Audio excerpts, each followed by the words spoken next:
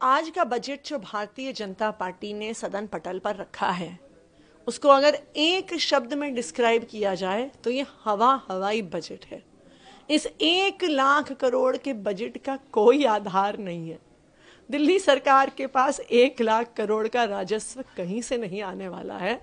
और इसी वजह से जो कल हम सवाल उठा रहे थे कि आर्थिक सर्वेक्षण, इकोनॉमिक सर्वे सदन पटल पर क्यों नहीं रखा गया, इसीलिए नहीं रखा गया क्योंकि उसमें जो तथ्य हैं, उसमें जो आंकड़े हैं, उसमें जो विश्लेषण है, आज इस हवाई बजट की सारी हवा निकाल देता।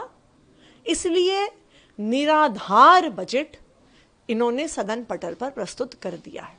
लेकिन विभागीय तौर पर विभाग को पिछली बार की तुलना में बढ़ोतरी ही है। जैसे आपके समय में 16,000 करोड़ का शिक्षा का बजट था, उन्होंने 19,000 करोड़ से ज्यादा कर दिया। इसका उन्होंने कई बार जिक्र भी किया कि हर मद में हम पैसे बढ़ा रहे हैं। अगर आप परसेंटेज एलोकेशन के हिसाब से देखिए तो 10 साल में पहली बार शिक्षा का बजट 20% से कम हुआ है। पहली बार मात्र 19% बजट शिक्षा को मिला है।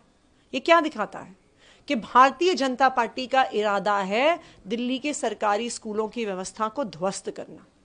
पहली बार स्वास्थ्य का बजट मात्र 13% पर रह गया है। ये दिखाता है कि आज जो दिल्ली के हर व्यक्ति को सरकारी अस्पताल में, मोहल्ला क्लिनिक में फ्री इलाज मिल रहा है, उसको खत्म करने का भारतीय जनता पार्टी का इरादा है।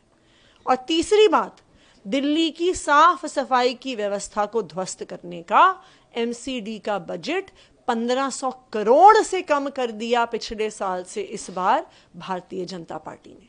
तो इस बजट के माध्यम से भारतीय जनता पार्टी ने अपना इरादा दिखा दिया।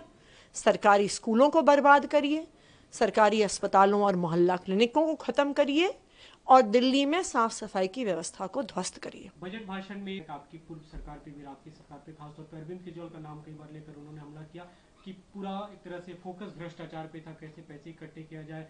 केंद्र की कई जनहितकारी योजनाओं को आप लोगों ने लागू नहीं किया। आयुष्मान भारत का जिक्र करते हुए उन्होंने कहा। मुझे एक्चुअली लगता है भारतीय जनता पार्टी को एहसास नहीं हो रहा है कि चुनाव खत्म हो गया है और वो चुनाव जीत गए हैं। अब उन्होंने सरकार बना ली है। अभी भी वो अपना 90% समय सिर्फ अरविंद केजरीवाल जी को और आम आदमी पार्टी को गाली गलौच देने में बिताते हैं। मेरा उनसे आग्रह है, चुनाव खत्म हो गया, आप चुनाव जीत गए। अब दिल्ली की जनता आपसे काम चाहती है। दिल्ली की जनता इंतजार कर रही है कि आप अपने काम के ब्लूप्रिंट को रखिए, जुमलेबाजी मत करिए, गाली गलौच मत करिए। अगर आप इस बजट को देखिए तो अगर एक लाइन में इस बजट का वर्णन किया जाए तो काम कम, जुमला ज्यादा, और दिख गया है कि इनका 5 साल सिर्फ गाली गलौच का है इरादा।